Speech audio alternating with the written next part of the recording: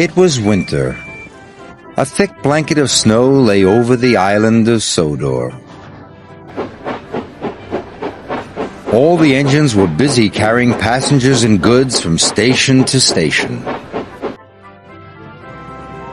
He took some troublesome trucks to the smelter's yard.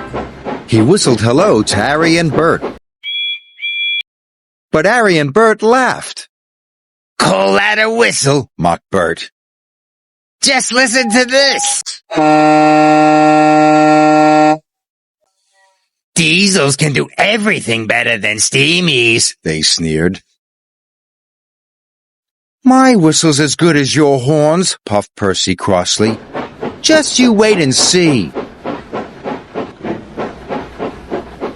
Percy practiced loud whistling. He blew louder. And louder. And louder.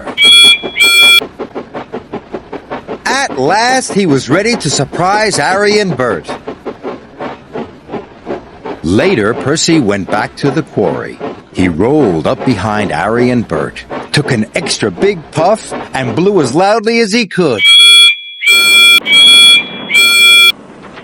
Harry and Bert were surprised. "I told you my whistle is as good as your silly old horns," laughed Percy.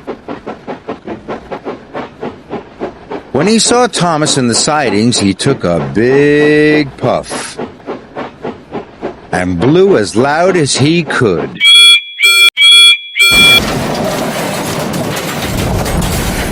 Thomas was cross. "That wasn't funny," he sniffed. Percy didn't notice. He was too busy having fun. That evening, Thomas told Percy to stop surprising his friends. "Freight cars got damaged," said Thomas. Percy was sorry. "I won't do it again," he wailed. But the next day, Percy was bringing the milk train from the dairy. He couldn't see any people or engines. But there was something else Percy couldn't see. Trevor was taking food to the farm animals. With snow on the ground, they couldn't find any grass to eat. Percy took the biggest puff of all and blew. Trevor was so surprised his trailer bumped into a pile of logs. A log fell and rolled down the hill. Snow stuck to the log. It turned into a snowball. The snowball got bigger and bigger. Percy was enjoying himself until he saw the snowball. "Oh no!" cried Percy. "Oh no!"